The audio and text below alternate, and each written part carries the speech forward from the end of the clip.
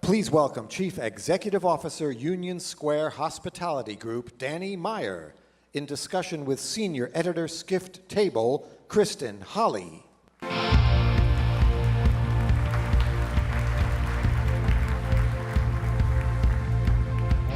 Thank you, sir.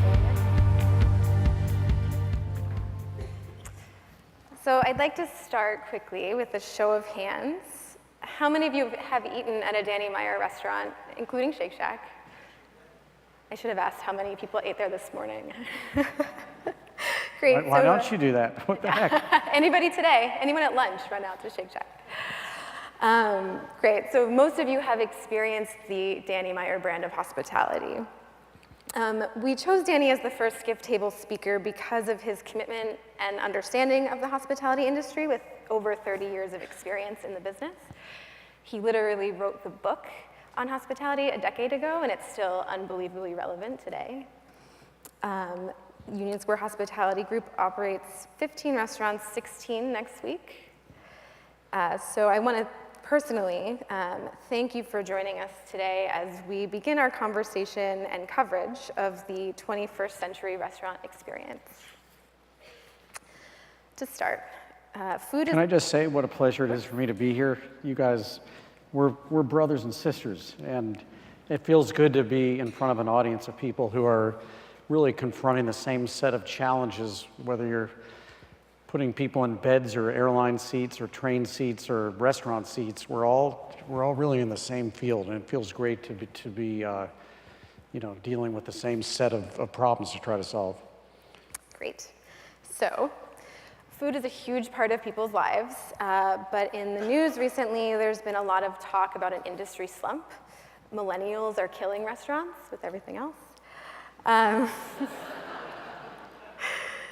Given your vast portfolio from everything from, fast food at Shake Shack, fast casual at the New Martina, to classic New York, Union Square Cafe, what's working?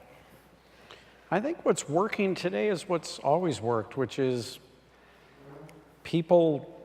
I don't think that we're going to stop wanting to be with people.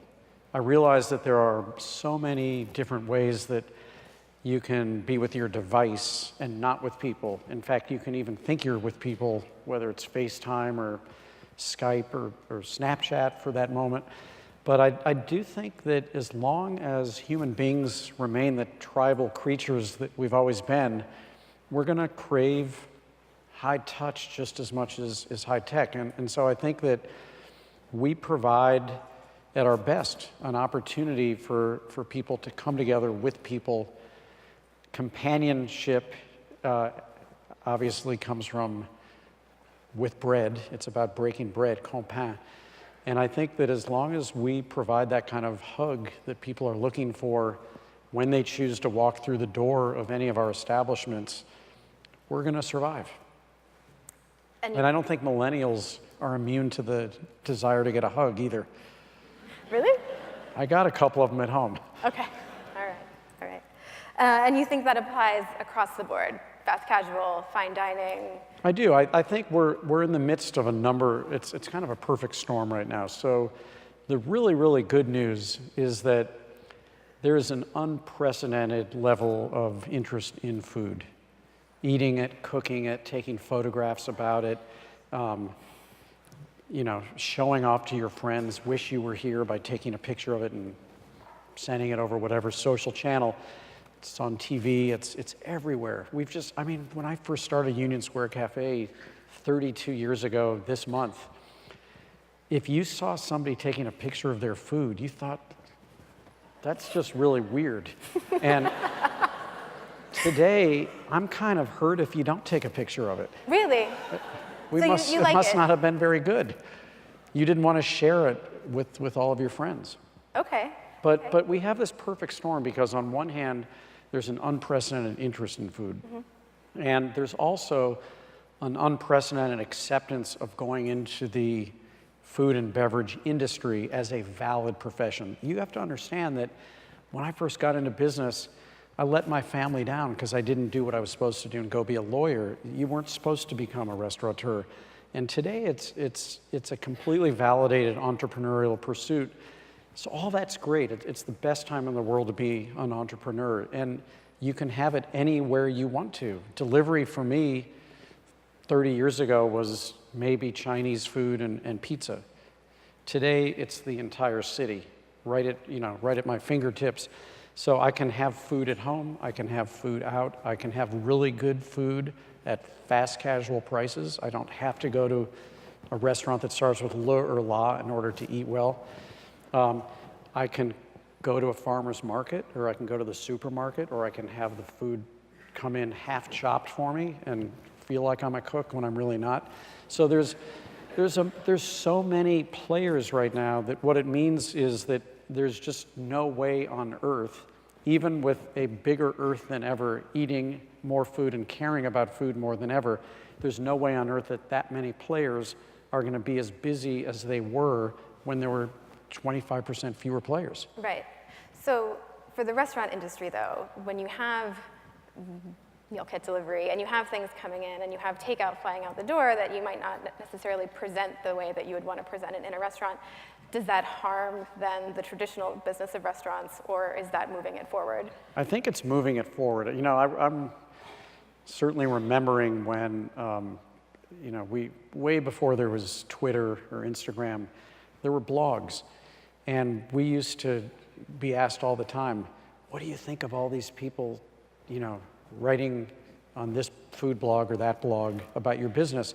And I was kind of scared to death, because it's like, you don't want your dirty laundry seen by the whole world. If you overcook something, it used to be between you and the person you overcooked it for, and you would hopefully make good on it.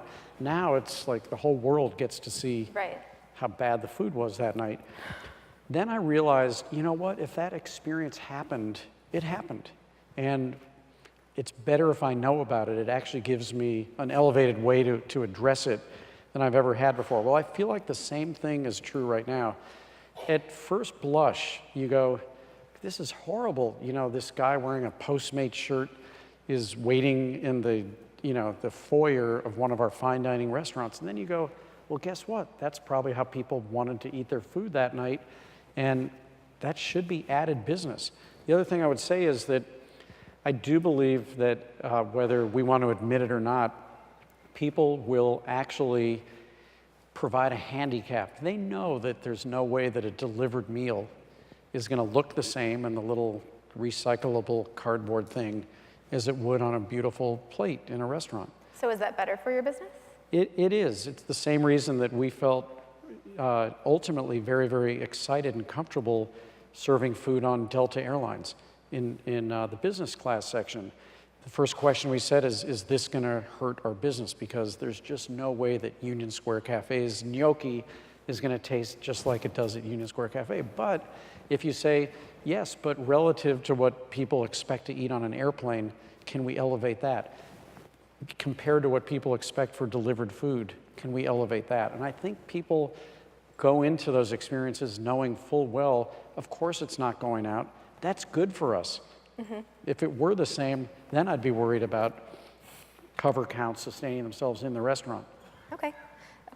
You mentioned social media. Instagrammable has become an actual term. It shows up in restaurant reviews, which is crazy.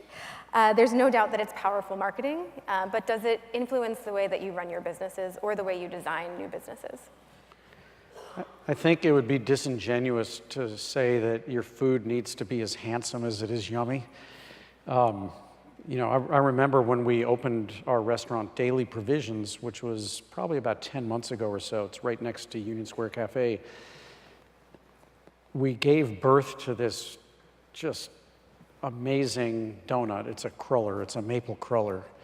And if we didn't know it beforehand, we certainly knew it afterwards when New York Magazine published a full-page picture of this donut. We said, that's actually really good looking. And we said, let's actually think about how that food looks as much as how it tastes. So all bets are off if it's not yummy. It tasted good first. It has to. I mean, come on. People There's a lot more pretty food than yummy food. I think it's when you get them both that you can actually see a product explode. And the reason is that Instagram is basically, to the food world, this generation's version of a postcard that says, wish you were here. Don't you wish you were here? Mm-hmm. And so the better looking the food, the more you wish you were here. And that's what friends want to tell friends. Great. You've said that one of the first things you consider when opening a new business is its location. You like to create a destination and community where it's maybe lacking. What do you think a restaurant's responsibility is to the neighborhood that it inhabits? I feel like it's almost everything. Many of the first restaurants that we opened, Union Square Cafe, Gramercy Tavern, 11 Madison Park, The Modern, North End Grill, they were named after where they were. And the whole point was to almost anchor the obligation to care for the community as if it were our name, because it was our name. And so I think that restaurants are certainly remarkable at placemaking. I love how you can take a park like Madison Square Park, which in 1998, when we opened 11 Madison Park in Tabla, was at best forgettable, next best ugly, and third best dangerous. And to say, how could you actually use restaurants to change and shift the entire way a park is perceived, used, and ultimately even funded? Shake Shack became what we call a community wealth venture, which is that we raised the money philanthropically to build this kiosk, gifted it to the park. We got to own the business, but the goal was never to have a public company. The goal was to have a business that could attract people to use the park so it would be safe, create a revenue stream since the park would become the landlord as a percentage of sales, and I would say it has succeeded. This year, Madison Square Park will receive $1 million in rent from this 22-foot by 20-foot kiosk, and we got a pretty decent company out of the deal. Yeah, congratulations, that's great, that's quite a story. You've also, I remember when Shake Shack was getting started, you had the Shack Cam, the webcam. You could check how long the line was at Shake Shack before you left your office. I've already checked it twice today. Revolutionary, I will say, working in the area, yeah, not having to wait an hour. So that neighborhood feel that's important, how do you think that applies to some of the high-profile announcements we've heard lately? I'm talking about the Hudson Yards project, for example, where it's big name after big name coming up, but it's almost like it's self-contained. Do you think that that is fostering community, or is it sort of building a wall around itself? I hope not. I mean, I think we'll have to see. I think the fact that there's the extension of the 7 train feels to me like an invitation for everybody to go use it. I think it's going to be a tremendous project. I think that the team of developers has been dreaming about this for years and years and years. I think that anyone who looks at the quality of the companies that have elected to move there, not to mention food and beverage places, would have to say, that kind of blows my mind how successfully this has been curated. So I think it's the same thing.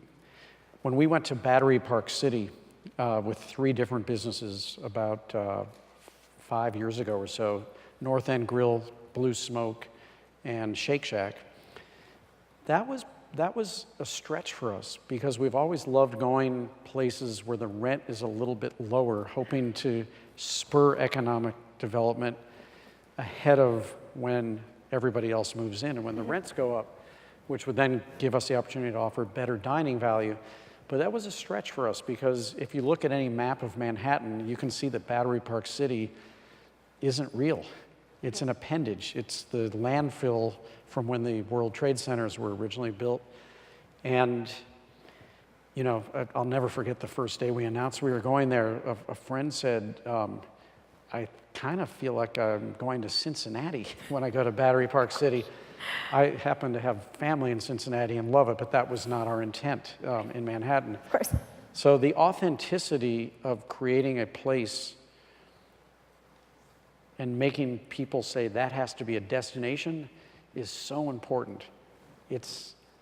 I'm bringing this up also, though, because the West Side Highway acts as a virtual wall to Battery Park City for New Yorkers. And the fact is, you can get to Battery Park City in 12 minutes from the Upper East Side if you go down the FDR Drive and the bottom of the island. But if emotionally it feels like there's a wall, you can't know it until you open it and you see how people want to use it. So I hope that's not the case. I see. Great. I would love to talk about Hospitality Included, which is your company's no tipping policy. You've said publicly that it's working. You instituted it first. Can you talk through the benefits of this policy for both employees and restaurant patrons? Well, we started off by thinking about what would be the benefits for employees, and then we tried to continue to work out the challenges that we thought we might have with our dining public. And the very first set of issues we were looking at was that about three or 4 years ago, I was reminded of an article I had written in the Union Square Cafe newsletter about 25 years ago, saying that I was completely fed up with tipping. And back then it was for a very different reason. It was that it seemed to be motivating the wrong behaviors in people, i.e. I'm a waiter and I've got 5 tables in my station, and I'm gonna, whether you like it or not, and whether I acknowledge it or not, human nature is such that I should sit back and try to judge which one of those 5 tables is likely to give me the biggest tip, and that's probably who I should provide the quickest and friendliest service to. And I just never wanted to have that kind of dynamic in our restaurant. I want to hire people who, I love the Japanese expression, omotenashi, which is anticipating people's needs and providing that service for the pleasure of providing the service, not in expectation of a reward. And then, and this is now again 25 years ago or so, so many times that a visitor to New York whose home country may not have had a tipping culture would not leave a tip. And you'd see waiters and waitresses in tears, and you'd see, it was a bad scene. I didn't have the courage to do anything about it back then. Then fast forward 25 years, the divide between what cooks can make in New York City and what waiters are making in New York City has just grown every single year for an obvious reason. A tip, rather than in fact being any kind of indicator as to what type of service you received, is simply a percentage multiplier of the menu price, and menu prices have only gone up over these 25 and 30 years. As, by the way, has the tip percentage gone up from what was 15% when I got into business to now 20, 21%. A lot of people tip on top of the tax. So imagine if you were a football coach and it's halftime and your team is behind by 20 points, and now you got to motivate the defense and the offense. The defense is getting paid almost nothing by the owner. The offense is being tipped by the crowd and making a lot more money than the defense, and you're trying to get these guys to come together. It was just awful. And so we said, you know what? Let's quit blaming the system and let's take the system into our own hands. What if we could actually create a new economy where cooks can make more money? Because you may not know this, but cooks are not legally able to share tips with servers, although servers share their tips with each other. What if we could create a new economy making it more attractive for a cook to be able to afford to live in a city like New York, where, by the way, they no longer have to start their career because every city in the country and world has great restaurants right now. So why should I live with 5 people in a tiny studio apartment in, 5 boroughs away from Manhattan, to commute to Manhattan to make not enough money to pay my share of that little studio apartment when I could go home to wherever I'm from and work in a really good restaurant? So we saw that and we said, enough already. Let's provide an opportunity for our staff members to make a living wage. Let's keep the incentive for our waiters to sell by showing them what our revenues are at the end of the day and sharing a percentage of those revenues. but let's also get way ahead of the inevitable annual hikes in minimum wage by paying so much more than minimum wage in the absence of tips, that each time a typical restaurant that still welcomes tips, every time the minimum wage goes up and they have to raise their menu prices to go with that, and you have to tip on even higher menu prices, what if we could put ourselves in a position where we can create real professional growth, career growth for cooks and front of house employees? What if we could ultimately be in an even more competitive pricing situation relative to the restaurants that still accept tips? And what if the hospitality that you feel as a guest was completely genuine and you never needed to wonder, is that person only being nice because my wallet is showing? So what you're describing... And how much fun is it not to have to buy your coat back from the coat checker at the end of the night? Oh, yeah, true, important. So what you're describing is kind of a total operational... Yeah, it's true, it's worth it.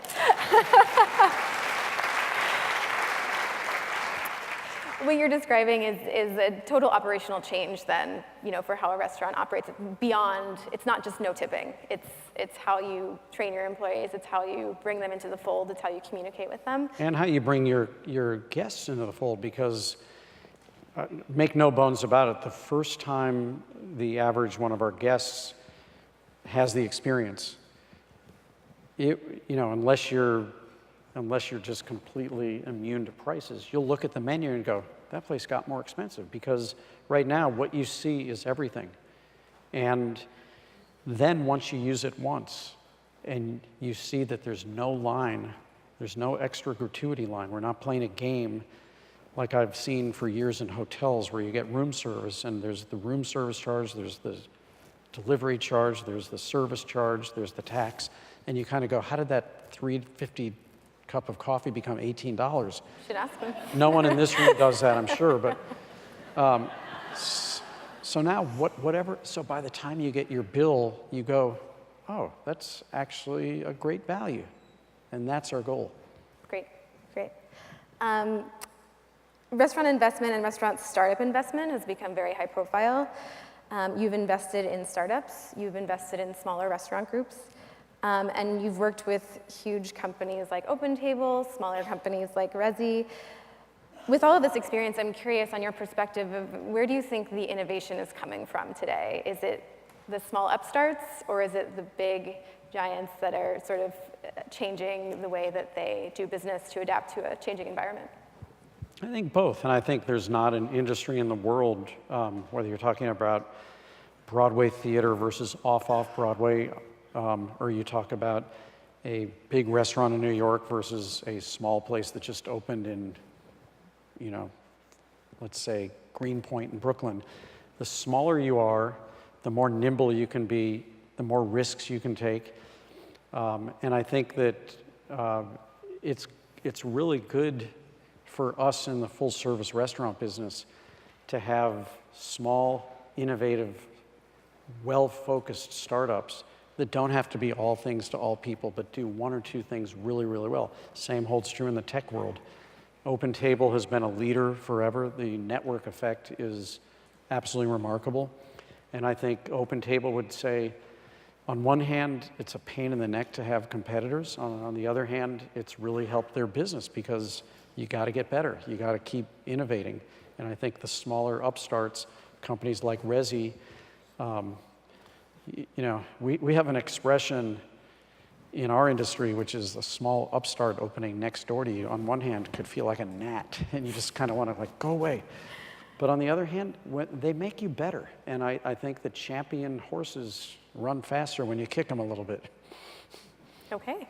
Do you think that also applies to restaurant groups? I've seen there's a lot of news coming out of big corporate restaurant groups that are making big changes. They have money for R&D, they can test things, they're doing all kinds of things.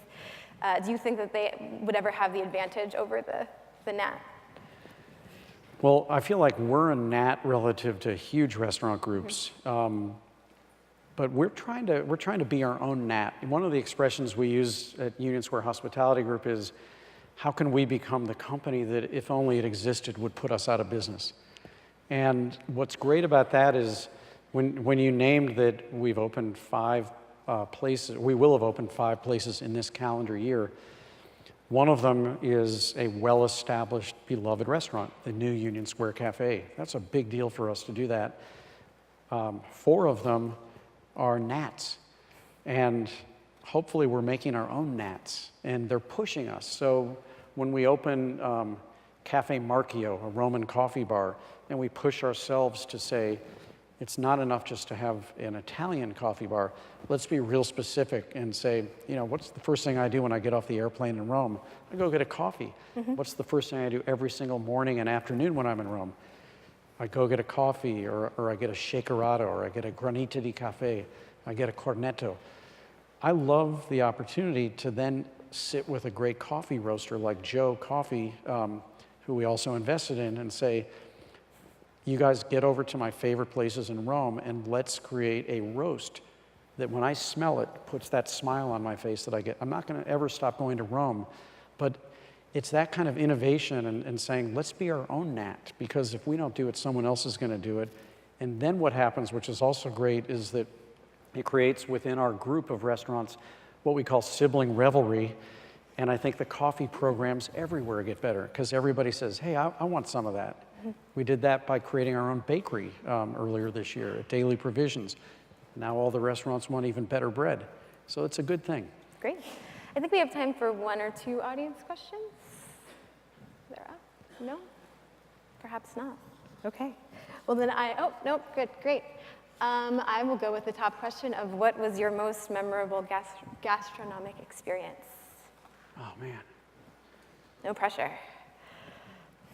Probably the one that happened about 3 minutes after I was born. Do you remember that?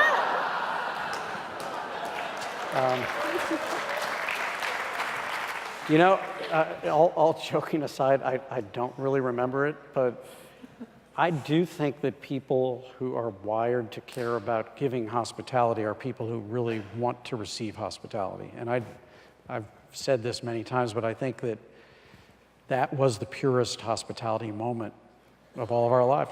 I got eye contact, a smile, a hug, and some pretty good food. So how much better does it get than that? It really doesn't. It really doesn't. Danny, thank you so much for joining us. It was so great to have you. Thank you all.